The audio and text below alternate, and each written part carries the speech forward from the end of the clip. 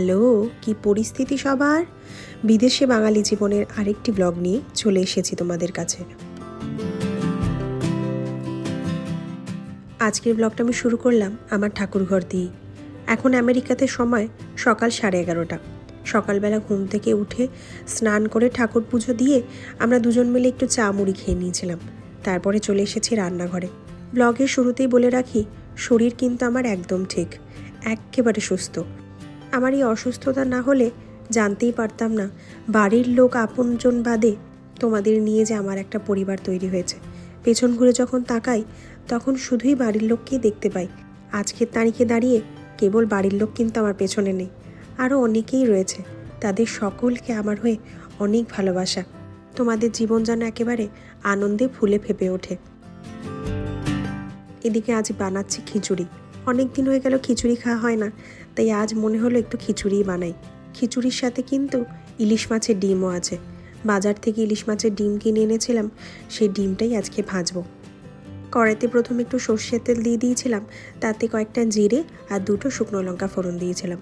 তারপর একটু টমেটো কেটে দিয়েছিলাম। টমেটোটা একটু মজে যাওয়াতেই আদা বাটা, নুন, হলুদ গুঁড়ো দিয়েছি। তারপর মশলাটা ভালো করে মিশে যাওয়াতে কাঁচা গন্ধটা যখনই চলে গেছে, এখন ধুয়ে রাখা চাল ও মুগের ডালটা দিয়ে দিলাম। এদিকে চাল আর ডালটা মশলার সাথে ভালো করে মিশিয়ে নেব এবং একটু ভাজা ভাজাও করব। ইলিশ মাছের ডিম যে এখানে বাংলাদেশি দোকানে পাওয়া যায় তা আমি আগেই বাজার করতে গিয়ে দেখেছিলাম, তবে কখনো কিনিনি, কারণ আমরা তো এখানে ভালো ইলিশ মাছটাই পাই। তবে একবার ইচ্ছে ছিল যে শুধু ডিমটা কিনে আনবো। একটু খিচুড়ির সাথে ইলিশ মাছের ডিম ভাজা খেতে বেশ ভালোই লাগবে। এইখানে আমি একটুখানি মিষ্টি দিয়ে দিলাম। এবার আর খানিকক্ষণ ভেজে তারপরে গরম জলটা দেব। প্রথমবার যখন আমি দোকানে গিয়ে ইলিশ মাছের ডিমের প্যাকেট দেখেছিলাম, আমি একটু অবাক হয়েছিলাম, কারণ ইলিশ মাছের ওরকম ডিম আলাদা করে পাওয়া যায় সেটা আমি কলকাতায় কখনো দেখিনি। জানি না তোমরা কেউ কখনো দেখেছো কি না, তবে আমি আমাদের বাড়ির দিকে যে বাজার কটা আছে সেখানে ওরকম ইলিশ মাছের ডিম আলাদা করে বিক্রি হচ্ছে সেটা আমি দেখিনি। তাই ওই দিনই ভেবে রেখেছিলাম একদিন আনবো, এনে টেস্ট করে দেখব, যদি ভালো না লাগে আর কখনো আনবো না। এখানে ফুটন্ত গরম জলটা দিয়ে দিলাম, আর পাশে আমি একটু ফুলকপি ভাপাতে বসালাম। একটু ফুলকপি আর আলুও দেবো খিচুড়িতে।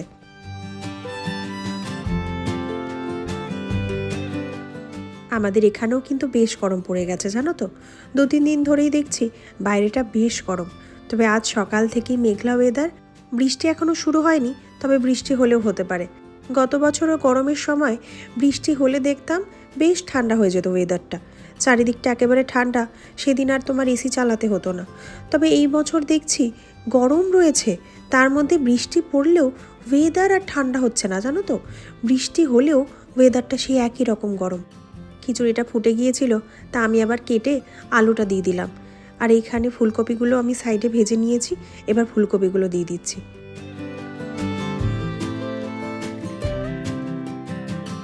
এই ফুলকপি দেখে একটা কথা মনে পড়লো, একবার ফুলকপি কিনে এনেছিলাম, তা বাবা জিজ্ঞেস করেছিল যে এই ফুলকপিটার দাম কত রে তোদের ওখানে। যখন বললাম এই একটা ফুলকপির দাম আমাদের এখানে ইন্ডিয়ান টাকায় 300 টাকা, বাবা বলছে কি 300 টাকা? সে যে কীরকম রিয়াকশান দিয়েছিল তা তোমাকে বলে বোঝাতে পারবো না। মনে হলো যেন ফুলকপিটা কিনে এনে আমি পাপ করে ফেলেছি, আর ফুলকপি এদেশে খাওয়া যাবে না। এই দেশে তো সব কিছুরই দাম বেশি। পটলের দাম যদি তোমরা শুনো অবাক হয়ে যাবে। এখন কদিন পটল কেনাটা বন্ধই করে দিয়েছি, জানো তো। এত দাম দিয়ে একটু পটল খেতে ভালো লাগে?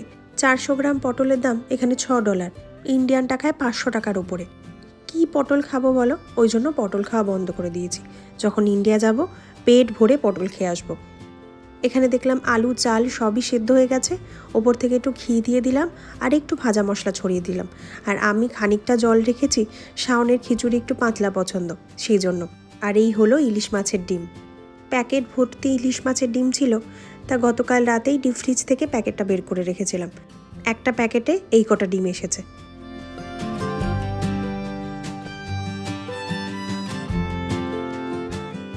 এই যে ডিমটা কিনেছি এটা কিন্তু বাংলাদেশ থেকে এক্সপোর্ট হয়েছে। ডেটটা যেই দেখে কিনেছিলাম সেই অনুযায়ী মাত্র 3 মাস আগে এক্সপোর্ট হয়েছে। 2025 সাল অবধি এর ডেট রয়েছে। 2025 সাল অবধি খেতে পারবো। তবে এই ডিম কি ফ্রিজে 25 সাল অবধি রাখা যায়? আজকেই খেয়ে নেবো। এই কটা ইলিশ মাছের ডিমের দাম পড়েছে আমাদের $18, অর্থাৎ ইন্ডিয়ান রুপিতে 1500 টাকার ওপরে। এই দেশে আসার পর আমাদের এই বাংলার খাবারগুলোর প্রতি একটা যেন আলাদাই ভালোবাসা জন্মেছে। প্রথমে ভাবতাম তা বোধহয় শুধুই আমার, তবে এখন যখন মানুষের সাথে মেশা শুরু করেছি এখন বুঝতে পারছি যে না, এই মোহটা সবারই জন্মায় এই দেশে এসে। এমন অনেক জিনিস আছে যেগুলো হয়তো ইন্ডিয়াতে খেতাম না কোনো দিনই, সেইগুলোর প্রতি আজকাল আবার ক্রেভিংও হয়। প্রবাসে যারাই থাকে তাদের কাছে তোমরা শুনে দেখবে, তারা ওই সামান্য একটু কচুরলতি, একটু নোটের শাক, একটু লাল শাক, এই জিনিসগুলোর প্রতি মানুষের যে কী অদ্ভুত ভালোবাসা জন্মে যায়। কেউ যদি তোমাদের বাড়িতে আমেরিকা বা এরকম বাইরে থেকে কখনো আসে, তাদেরকে একটু এইসব শাক বা কচুরলতি বা লাউ শাক, এই সমস্ত শাক পাতা খাইও, তারা যে কী ভালোবেসে খাবে। তার সাথে তো অবশ্যই এই মাছের ডিম, মাছের তেল। মাছের ডিমের প্যাকেট তো পাওয়াই যায়, মাছের তেলটা এখানে পাওয়া যায় না। তবে ওই ডিমে জানো তো সেই স্বাদ পাওয়া যায় না। যেমনটা আমি মাছের তেলের বড়া খেতে খুব ভালোবাসি, সেটা স্পেশালি আমার বড় পিসির হাতের। তাই পিসিকে বলে রেখেছি গেলেই মাছের তেলের বড়া খাওয়াবে। এখানে ডিম ভাজাটা হয়ে গেছে, ফ্রিজে দেখলাম কয়েকটা মাশরুম রয়েছে, ওই মাশরুমটাকে একটু ফ্রাই করে ফেলি, খিচুড়ির সাথে খাওয়া হয়ে যাবে। শাওন খুব ভালোবাসে গার্লিক বাটার মাশরুম, সেটাই করব। সামান্য একটু অলিভ অয়েল দিলাম, কুচি করে কেটে রাখা কয়েকটা রসুন দিলাম।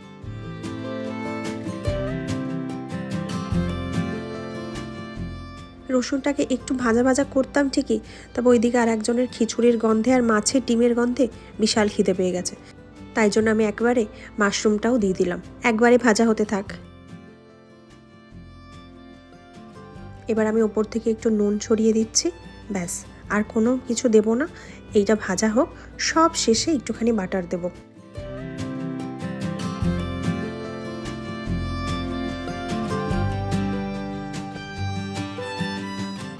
এই যে মাশরুমটা থেকে ভালো করে জল বেরিয়ে গেছে, এই জলটা একটু টেনেও এসেছে, এবার বাটারটা দিয়ে দেবো। এই মাশরুম খাওয়াটা খুব ভালো জানো তো, প্রচুর পরিমাণে প্রোটিন, মিনারেলস, ফাইবার, ভিটামিন থাকে। আমি ইন্ডিয়াতে থাকতেও খেতাম। মনে আছে যখন অফিস থেকে ফিরতাম, দমদম মেট্রো স্টেশন থেকে বেরিয়ে আসলেই ওই বাজারটায় খুব ভালো মাশরুম পাওয়া যায়, ওখান থেকে কিনে নিয়ে যেতাম। মাশরুম তো আমি সব কিছুতেই দিই, চাউমিনে দিই, মিক্সড ফ্রাইড রাইস করলে কখনো তাতে দিই। শাওনও মাশরুমটা দেখে ভালোই খায়, তাই আমার এই দেশে এসেও খাওয়া হয়। যাক, তোমাদের সাথে গল্প করতে করতে এদিকে মাশরুমটাও ফ্রাই হয়ে গেছে, তেলটা একটু বের করে নেব, ওপর থেকে মাশরুমটা তুলে নেব।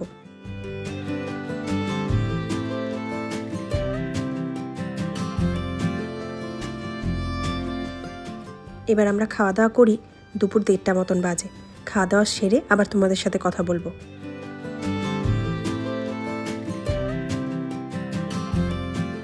একটা ছোট্ট কাজে এসেছি টার্গেটে, কাজটা সেরে এখান থেকে সোজা চলে যাব এক দাদার বাড়িতে। সেখানে আজ আবারও সেলিব্রেট করা হবে ওই দাদার এবং শাওনের দুজনেরই জন্মদিন।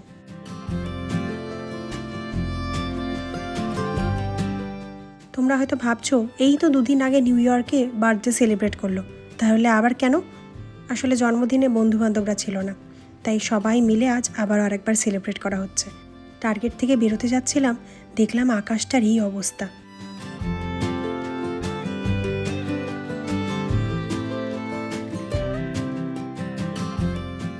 চলে এসেছি দাদার বাড়িতে। দাঁড়াও আগে দেখাই কি কি খাবারের আয়োজন করা হয়েছে। পিৎজা, চিকেন বিরিয়ানি, আর এই দিকটা সবই ভেজ খাবার রয়েছে। যেহেতু আমাদের গ্রুপে অনেকেই রয়েছেন যারা ভেজই খান, সেজন্য এই দিকটা ভেজেও কিছু আইটেম রাখা হয়েছে। ভেজে রয়েছে ধোকলা, স্যালাড, এখানে এটা রয়েছে দই বড়া, এটাই রয়েছে রায়তা, সাথে রয়েছে ভেজ বিরিয়ানি, আর এই হলো কেক।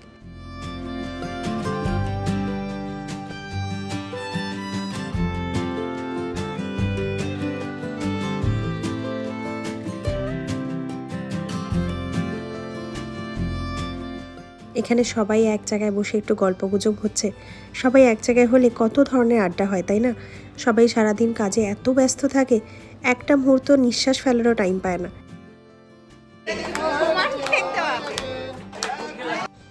এখানে শাওনের কেক কাটা চলছে, তারপরে দাদার কেক কাটা হবে।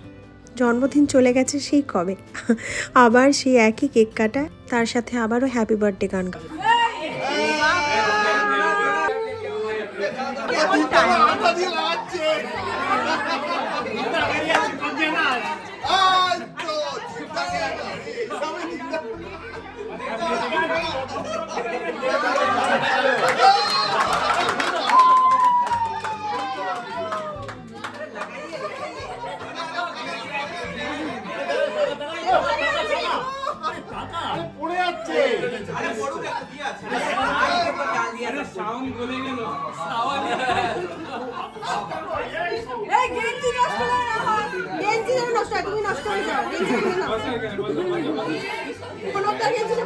কাঠটার কি অবস্থা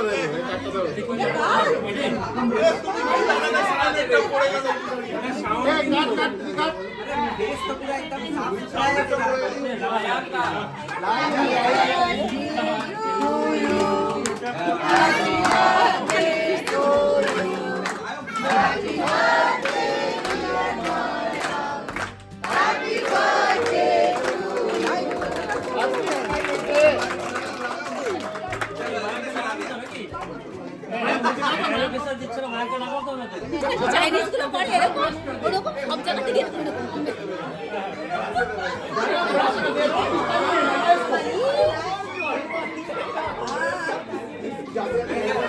রুহি রুহি সবচেয়ে ভালো খেলে ঘন্টা মোটা 15 করে দিল পুরো চুলে লাগিয়ে দিয়েছে ভিডিও কপি লাগাও এরা এরকম করছে কেন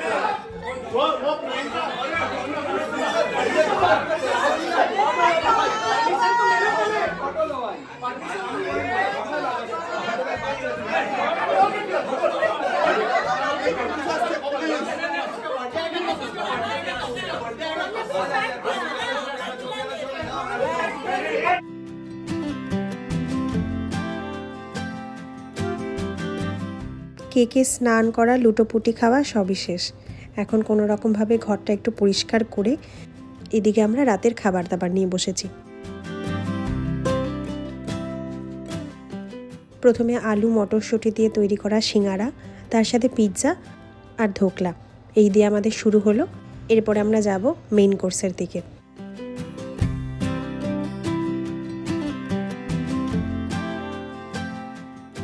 এই দেশের সব রকম পার্টিতে এই পিৎজাটা খুব কমন একটা খাবার, সে জন্মদিন হোক কি অন্য কোনো অনুষ্ঠান। 2 বক্স পিৎজা তোমাকে আনতেই হবে। বিশেষ করে বাচ্চাদের কথা মাথায় রেখে পিৎজাটা আনা হয়। এই দেশের বাচ্চারা তো পিৎজা খেতে খুবই পছন্দ করে, বাচ্চাদের খুব কমন একটা খাবার এই পিৎজা। এদিকে আমিও এবার খাবারটা নেব। এখানে রয়েছে চিকেন বিরিয়ানি, আমি শুধু চিকেন বিরিয়ানিই খাবো।